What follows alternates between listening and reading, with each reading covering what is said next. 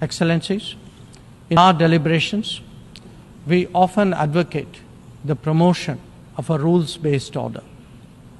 From time to time, respect for the UN Charter is also invoked. But for all the talk, it is still a few nations who shape the agenda and seek to define the norms.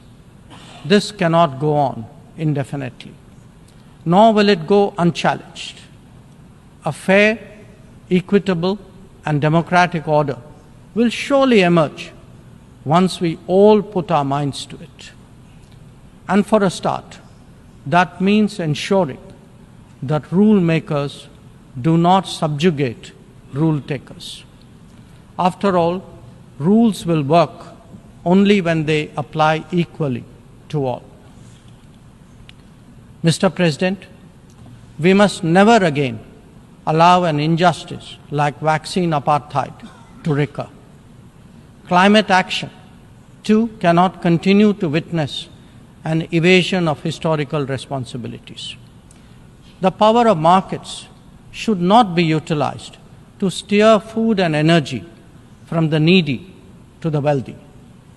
Nor must we countenance that political convenience determines responses to terrorism, extremism, and violence.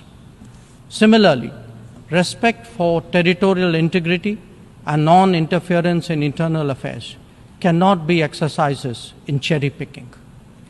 When reality departs from the rhetoric, we must have the courage to call it out. Without genuine solidarity, there can never be real trust. This is very much the sentiment of the Global South. Next year, the United Nations will be hosting the Summit of the Future. This should serve as a serious opportunity to drive change, champion fairness, and reform multilateralism, including the expansion of the Security Council memberships. We must address global challenges imbued with the conviction that we are one Earth and one family with one future. Excellencies, friends, India has entered the Amrit Kal, a quarter century where greater progress and transformation awaits us. We are confident that our talent and creativity, now so visibly unleashed, will power us forward. The world saw a glimpse of what is to come when our Chandrayaan-3 landed on the moon. Today, our message to the world is in digitally enabled governance and delivery, in the widening ambit of amenities and services, in rapidly growing infrastructure, and in our energetic startup culture.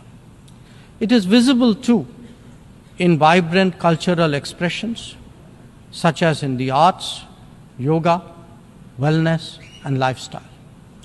Our latest assertion is in a path-breaking legislation to reserve 1/3 of the seats for women in our legislatures.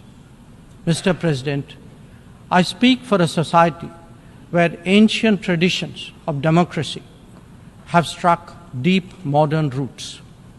As a result, our thinking, approaches, and actions are now more grounded and authentic.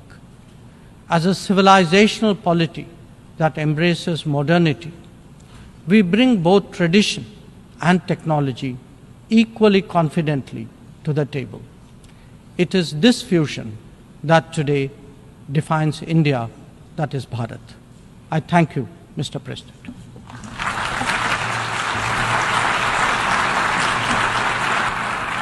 I thank the Minister of External Affairs of India.